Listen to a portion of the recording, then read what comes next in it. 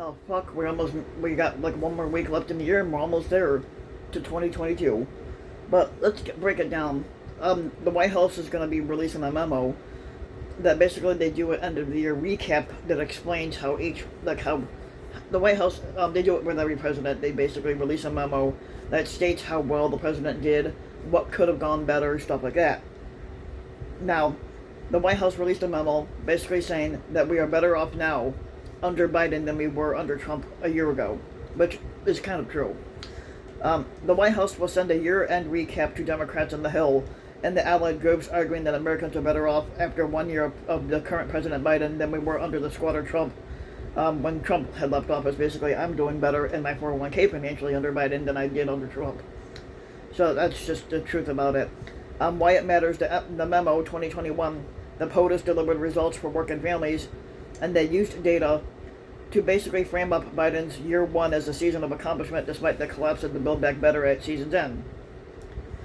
Now, the future metrics in this include vaccinations, school openings, unemployment, the economic growth, and child poverty. Now, there is a graph that they broke down. I'll have to pull that up in a minute. On the other side, the Republicans are expected to win the House gavel in next year's midterms, and they are planning a slew of investigation of the Biden administration. But of course, the Republicans are not going to find anything because Biden didn't basically break any laws. As Axios revealed this week, the House Republicans say that if they win, they'll subpoena power to investigate the withdrawal out of Afghanistan, the immigration, the IRS, the National Security Agency, and more. And like I said, they're not going to find anything. Now, let's pull this up here. Now, here's, let me try to zoom in on this. In spite of all the unprecedented crises and opposition from the congressional Republicans, President Biden, Vice President Kamala Harris, and congressional Democrats got an enormous amount done for the American people in 2021. The administration stood up to the historic COVID-19 vaccination program that was funded by the American Rescue Plan. That's gotten over 490 million shots in arms and saved 1 million American lives, and they prevented 10.3 million hospitalizations. President Biden and the congressional Democrats acted quickly to pass the American Rescue Plan, which jump-started our economic recovery. They worked across the aisle to pass the bipartisan infrastructure law to rebuild roads and bridges, replace the lead pipes, and create millions of good-paying jobs for every American. President Biden has taken action to address supply chain blockages and address the price increasing, including a historic release from the Strategic Petroleum Reserve, and signed a competition executive order that is already lowering the prices of gas or hearing aids, even though he doesn't control gas prices in the aspect of making them go up and down every day. That's just some results of the of delivery for the working families in the last year. Before President Biden took office, less than 1% of Americans were fully vaccinated. Today, that number is up to 71%.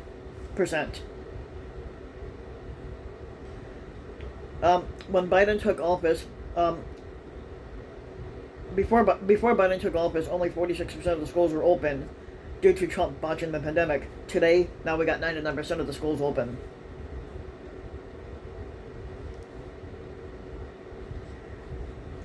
Before Biden took office, the unemployment rate was sitting at 6.3%, and it was not projected to reach 4.2% unemployment until the end of 2024. But today, it's sitting at 4.2%. Now, before President Biden took office, over 18 million were receiving unemployment. Today, it's down to only 2 million.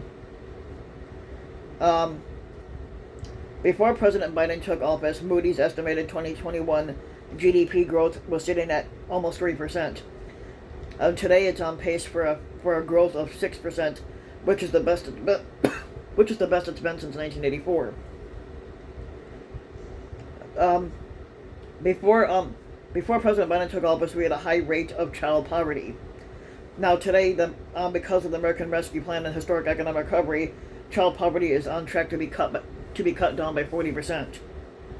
Now here's the last one.